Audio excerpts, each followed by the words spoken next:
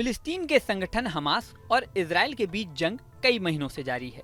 हालांकि इजराइल और फिलिस्तीन का विवाद कई दशक पुराना है। इस समय दोनों पक्षों के बीच जंग खत्म कराने के लिए इंटरनेशनल कम्युनिटी लगातार कोशिश कर रही है, लेकिन जंग रुकने की बजाय बढ़ती जा रही है। अब दिल्ली में all India Muslim personal law board ने इस मुद्दे पर बड़ा फैसला लिया है। दिल्ली में रविवार को all India Muslim personal law board की बैठक हुई। इसमें असदुद्दीन ओवैसी सहित 51 सदस्य मौजूद रहे। इसमें 8 प्रस्ताव पास किए गए, जिसमें से एक इजराइल फिलिस्तीन विवाद से भी जुड़ा हुआ था। इस मुद्दे पर बोर्ड ने क्या फैसला किया, ये बैठक के बाद बोर्ड के सैयद कासिम रसूल इलियासी ने बताया। सुनिए उन्होंने क्या कहा। बहुत बड़ा इशू इंटरनेशनल लेवल पे खड़ा हुआ है, वो इशू है फलस्तीन का इशू। फलस्तीन के इशू पे हमारे बोर्ड का स्टैंड, हमारे कंट्री का जो स्टैंड है बहुत पहले से बहुत क्लियर है। गांधी जी पहले आदमी थे जिन्होंने ये कहा था, जिस तरह बरतानिया ब्रिटिशर्स के लिए है उसी तरह फलस्तीन फलस्तीनियों के लिए है। और उस वक्त से भी आप जानते हैं 92 तक के हमने इसराइल को अपना दूतावास कायम नहीं करने दिया था यहाँ पर, लेकिन दूतावास कायम हुआ, पहले डिप्लोमेटिक रिलेशंस बने, अब हमारे स्ट्रेटेजिक रिलेशंस हो गए इसराइल के साथ। लेकिन अभी भी हमारे देश का पॉइंट, हमारे देश का जो वो है, इस पे स्टैंड है, वो यही है कि हम 2 नेशन थ्योरी को सपोर्ट करते हैं।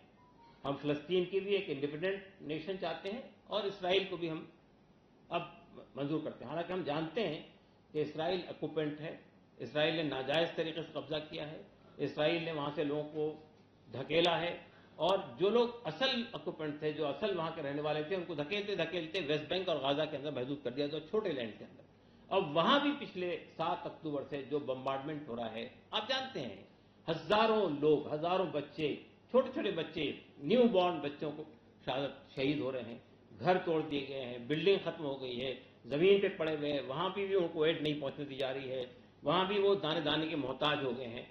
और अफसोस की बात यह है कि दुनिया के बड़े देश अमेरिका, बरतानिया और भी यूरोपियन कंट्रीज जो है इस जुर्म में, इस घिनौने जुर्म के अंदर उनके साझी बने हुए, उनका साथ दे रहे हैं।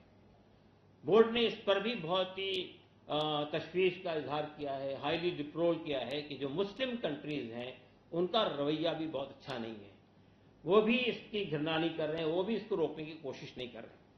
और फिर हमने, बोर्ड ने इस बात को बहुत ज्यादा अप्रिशिएट किया है कि दुनिया के मुल्कों में, अमेरिका में, बरतानिया में, यूरोप में और खुद भारत के अंदर हमारे छात्राओं ने और नौजवानों ने बड़ी मात्रा में यानी बाहर निकलकर जो है उसके खिलाफ प्रोटेस्ट किया है, फलस्तीनियों के साथ में सॉलिडारिटी शो की है। हम उनको अप्रिशिएट करते हैं। हम अपने देश से ये गुजारिश करते हैं कि हमारे जो स्ट्रेटेजिक रिलेशंस हैं, हम जो उनको हथियार या दूसरी चीजें सप्लाई कर रहे हैं, उसको फौरी बंद किया जाए। इसराइल से कहा जाए कि वो सीज फायर करे फौरी तौर पर, गजा से वैकेट करे, वेस्ट बैंक में जो नाजायज कब्जे किए उससे वैकेट करे, और यूनाइटेड नेशन के जितने रेजोल्यूशंस हैं उसको लेटर स्पीड पे माने और फौरी तौर पे सीज फायर करें। और हमारे देश को इसमें पेशरफ्त करनी चाहिए, जैसा कि हमने यूक्रेन और रशिया की जंग में इंटरवीन करके रोकने की कोशिश की थी, उसी तरह हमको आगे बढ़कर इसराइल को रोकने की कोशिश करनी चाहिए। और अगर इसराइल नहीं बात मानता है तो अपने डिप्लोमेटिक रिलेशंस के सिलसिले में हमको गौर करना चाहिए। बता दें कि इजराइल और फिलिस्तीन दोनों के बीच विवाद पर भारत शांतिपूर्ण समाधान की वकालत करता रहा है। हालांकि ये मुद्दा भारत में सोशल मीडिया से लेकर मीडिया तक अक्सर उठता रहा है। अब मुस्लिम पर्सनल लॉ बोर्ड ने जो कहा है उस पर किस तरह की प्रतिक्रिया आती है, ये देखने वाली बात होगी।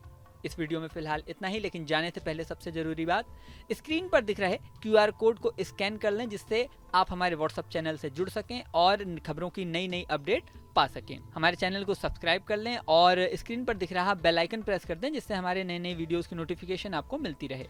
बने रहें न्यूज नेशन पर। न्यूज नेशन अब व्हाट्सएप पर खबरों की ताजा अपडेट के लिए न्यूज नेशन के इस QR कोड को स्कैन करें।